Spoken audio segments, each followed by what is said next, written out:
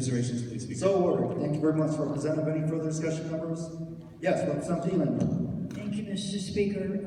I have reservations on this matter too. So ordered. Thank you. Thank you very much, Representative. Any further discussion, members? Yes, Representative Cregan, followed by Representative Presley. Yes, I'd like to rise in support, but with some reservations. So ordered. Thank you very much, Representative. Representative Presley, followed by Representative Buenaventura.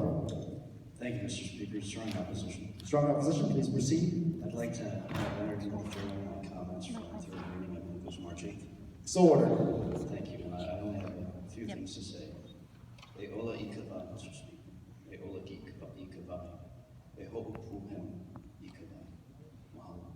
Thank you very much, Representative. Representative Buenaventura. Strong reservations. So ordered. Thank you very much, Representative. Any further discussion, members? Yes, Representative Takumi, followed by Representative Decoy. Thank you, Mr. Speaker. I'm sorry, Representative Takumi, followed by Representative Decoy. Sorry, I did submit a note slip, but I would like to vote with strong reservations. Strong reservations for Takumi. Got it. Representative Decoy. Thank you, Mr. Speaker. In opposition, permission to submit comments to the adjournment. So ordered. Thank you. Thank you very much, Representative. Any further discussion? Yes, Representative Matsumoto. Same. So ordered. Thank you very much, Representative. Any further discussion, members?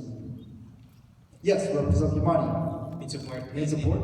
In the nature of the discussion, written comments. So ordered. Thank you very much, Representative. Any further discussion, members? Conference Committee Report number 7-16. Yes, Representative Pola. Thank you, Mr. Speaker. No vote, please. No vote, so ordered. And permission to enter my comments from the last reading of the bill. So ordered. Thank you. Thank you very much, Representative. Any further discussion, members? Yes, Representative Ward. Reservations, please. So ordered. Thank you very much, Representative. Further discussion, members? Yes, Representative Ng. In opposition. Opposition, please proceed. I was in reservations before, changing to opposition now. What were some of the facts that have been revealed?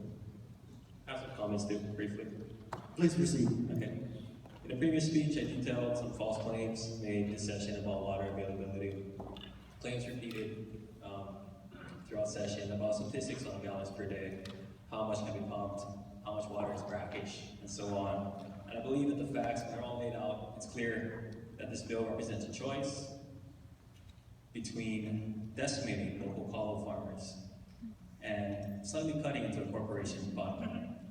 But to understand this or any natural resource issue in Hawaii, we need to understand our history. Centuries ago, my ancient Hawaiian ancestors understood that naturally flowing water wasn't something you could simply own. You could borrow it from the Aina to use as you needed for your family's subsistence as a steward of a balanced ecosystem. That principle was not just for some, but for all. It went all the way to the top level. Even the chiefs or king could not own the streams. Rather, they exercised control as trustees of a public resource.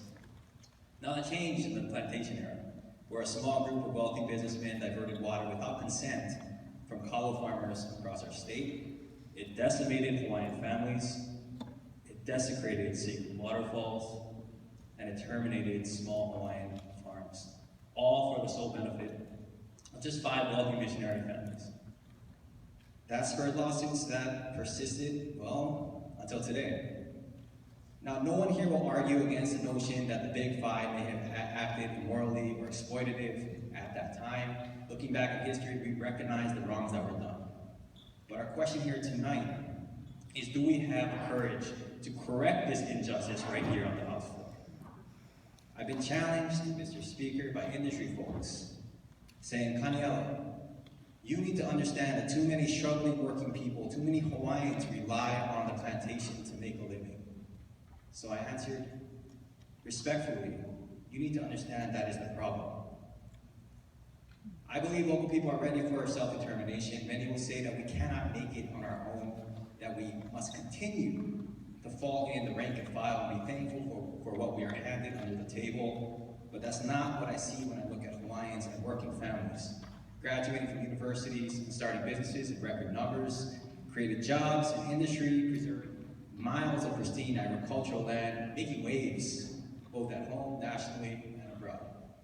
I believe that we have the capacity to educate education, the foresight to take our futures, our local economy into our own hands, citizens right here in Hawaii, without relying on mainland-owned corporations. Let the end of the plantation era signal the end of the plantation mentality. You see, I was born and raised and come from 7 generations on Maui. I come from a working family. I worked in the pineapple fields as a teenager to help my widowed mom with family bills. So I understand the struggles of plantation workers. I would not be here today if not for Maui's plantation history. But more than ever before, Maui's at a crucial crossroads. And the people we serve have privileged us with a tremendous power to make decisions like these that will shape the next 7 generations. Growing up, my father would drive my older brother and I to the beach in Kihei every Sunday after church and up country. He'd point out across the vista of sugar, and he'd have us say a prayer of thanks for the island we were blessed to be born on. But he would tell us that within our lifetime, all the sugar will be gone and we'll have the duty to decide what comes next. Today we decide, do we want that future to remain in the hands of the Big Five, or do we wish to give the people of Maui a chance to determine their own future? You know, this battle isn't unique to Hawaii. It's not just happening now. A similar battle took place in Arizona, where a small group of organizers, activists, led by John Muir, decided that this is a great canyon we're looking at, and I wish this is preserved in perpetuity. Now, the business interests at the time, the local politicians, they were beholden to industry, and the idea was absolutely not. It took the federal government, Teddy Roosevelt, to come in and declare the Grand Canyon a national monument. Now, history is kind to these folks. When we think about the next generation before the next election. Mr. Speaker, may I yield my Thank you. time? Thank you very much, Speaker Marcus. Thank you, Speaker Emeritus. So let us have the courage in our hearts and the distance in our eyes like Teddy Roosevelt. Because today, not a single Arizonan, not an industry person, not an environmentalist, thinks that was a bad decision to preserve the Grand Canyon. And that used to be the case before national parks, which have a parallel to our public trust doctrine, that the only time you can have wilderness preserved is when a wealthy nobleman decides to issue a decree. You know, I think what makes America unique in our national park system, we're the first to do it, is that we don't have to rely on a rich nobleman. National parks, and in Hawaii, our public trust doctrine, is an example of what democracy looks like at its best when it's working. This session, I've been hugged and kissed by elders from my home island, Maui, thanking me for standing for our water. My cheeks are soaked with the tears of my kupuna, and I long to wash these tears away under waterfalls that will be regained from the stone into which they have withered. Many of you know that water in Hawaii means Hawaii, and Hawaii without Hawaii is just Ha'i, which means broken. If we make a decision today against our courts, against the will of our people, for the sole benefit of a corporate plantation, we will reveal that our democracy is broken. Mr. Speaker, let's restore our strength. Thank you. Thank you, Representative.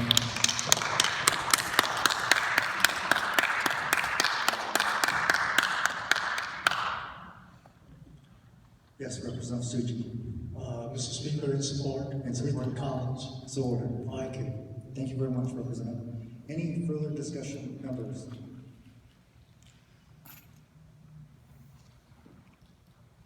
If there is no further discussion, members, Representative Evans, for the vote. Mr. Speaker, on the measures before us, which is Conference Committee Reports number 216 through 716, as listed on pages 2 and 3, all majority members vote aye with the following exceptions. On Conference Committee Report 2-16, which is Senate Bill 2121, SD1, HD1, CD1, Representative Ing votes no. On Conference Committee Report 7-16, which is House Bill number 2501, HD2, SD2, CD1, the following representatives vote no. Representatives DeCoy, Ing, Jordan, Keho Kalole, Lopresti, Lowen, and McKelvey. Thank you. Thank you very much. Representative Oha. Thank you, Mr. Speaker. On the measures before us, all minority members vote aye, with the following exceptions. On Conference Committee Report 2-16, Senate Bill 2121 SD1H D1 CD1, Representative Fukumoto Chang votes no. On Conference Committee Report 3-16, House Bill 2350, House Draft 2, Senate Draft 1, Conference Draft 1, the following representatives vote no. Representatives McDermott, Tupola, and Moore. And lastly, on page 3, on Conference Committee Report 7-16, House Bill 2501, House Draft 2, Senate Draft 2, Conference Draft 1, the following representatives vote. Representatives Matsumoto, Po'oha, and Tupola. Thank you. Thank you very much, Representative. Have all votes been cast? Have we missed any member? Missed any votes? Appearing that all votes have been cast, said bill is passed. Final reading.